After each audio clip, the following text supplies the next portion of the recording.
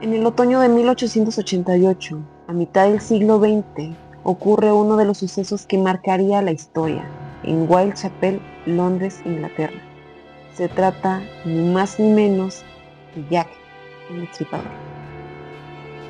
Como cada mañana el cochero George Cross iba a trabajar, pero sin contar que ese 1 de septiembre de 1888 marcaría la historia.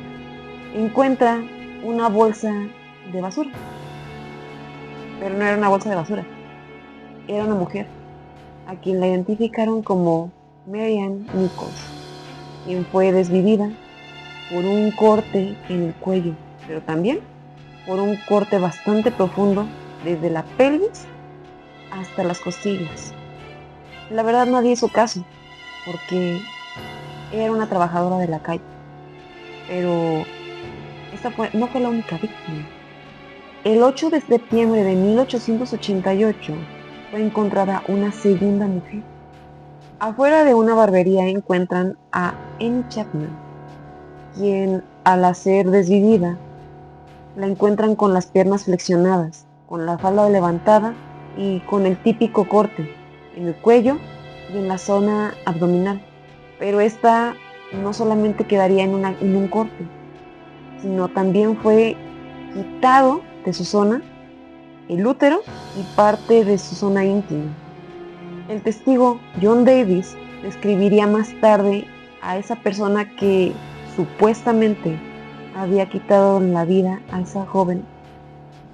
La describiría como una persona con una aura oscura, o sea, con una vestimenta negra, andrajosa, pero también con un típico sombrero de copa alta, como todos nos lo hemos imaginado sobre este tiempo.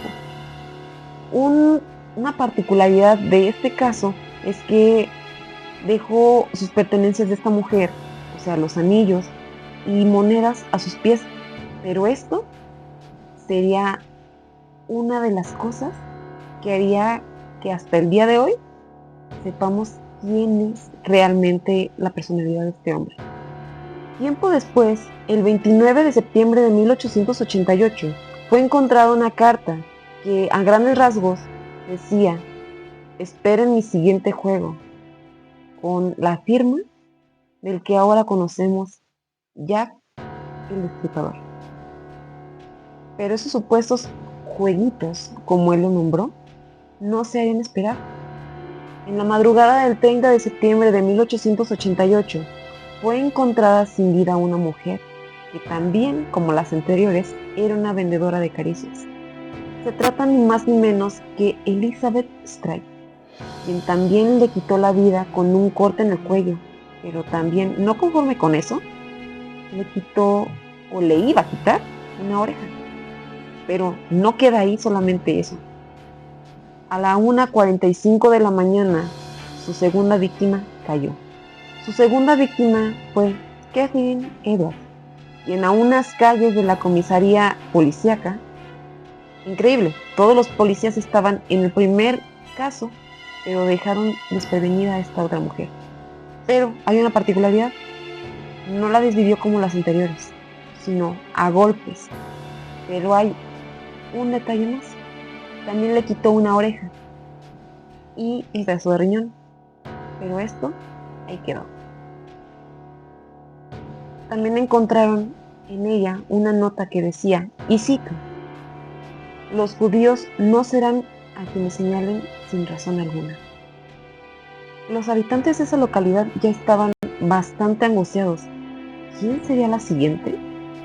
Pues esa pregunta fue respondida el 9 de noviembre de 1888 en un piso de hotel. Y esta, como muchos la han nombrado, sería su obra de arte. Aunque es bastante tétrico el pensar eso. Pero, ¿qué pasó con Mary Ann? Fue lo peor. Sus vísceras estaban regadas por todo el cuarto. Incluso su corazón estaba descansando sobre las almohadas. Fue algo bastante siniestro. Le tomó casi 1 hora y media para estar haciendo todo eso. Pero, increíble. Ahí paró. ¿Qué pasó con él? No lo sabemos.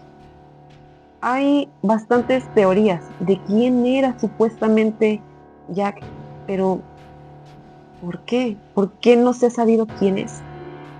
Bueno, meses después, en enero de 1889, es autodesvivido un doctor que para ese momento cabe destacar que todos pensaban que los doctores eran o era uno de ellos este hombre. Sin embargo, hubo una casualidad.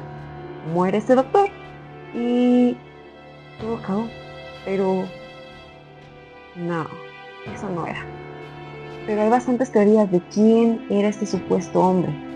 Pero son teorías. Por ejemplo, en 1959 hay un supuesto documento que dice que Rasputín, de puño y letra, escribe en francés, diciendo que era un soldado ruso que fue encubierto para hacer todas esas fechorías.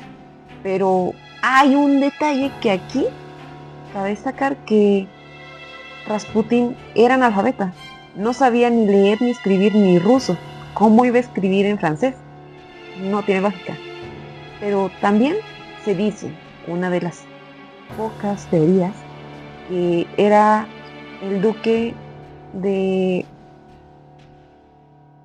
era el duque de Clarence, quien había muerto de sífilis, según el doctor real.